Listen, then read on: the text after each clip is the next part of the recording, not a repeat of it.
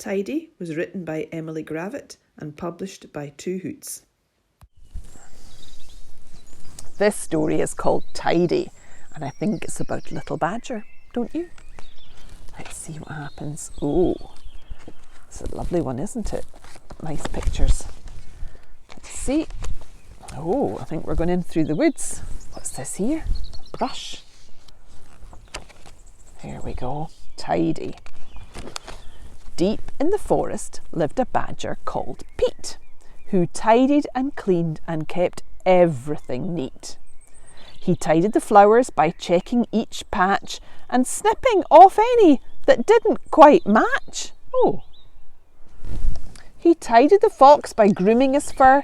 He untangled each knot and each twig and each burr.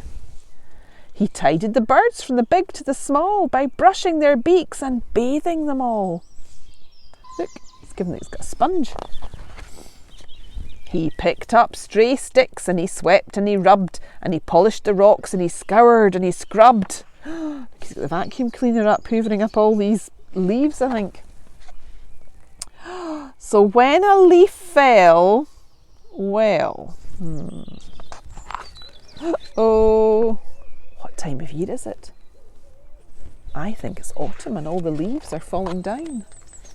Pete tidied up, but still he wasn't happy. Oh dear, look how many bags he's tidied up. Now the trees looked bare and scrappy. And so, to make it all look neat, Pete undertook a mighty feat. But then it rained. There was a flood. And afterwards, a lot of mud.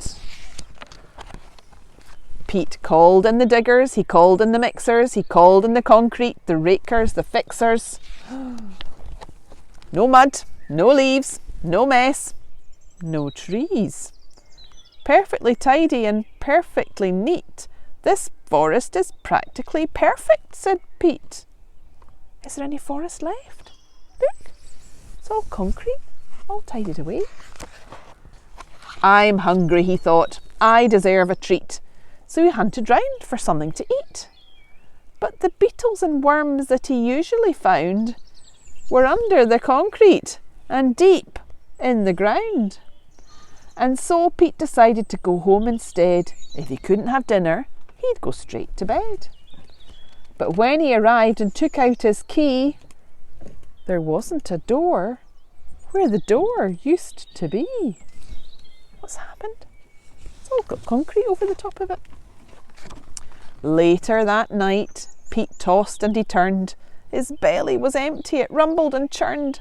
As he lay in the mixer, wide, wide awake, he started to think, I've made a mistake.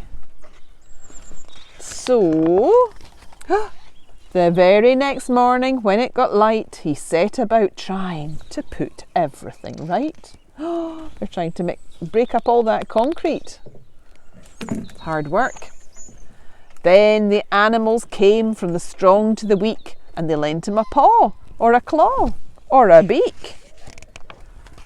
They put everything back as it always had been, but maybe less ordered and not quite as clean.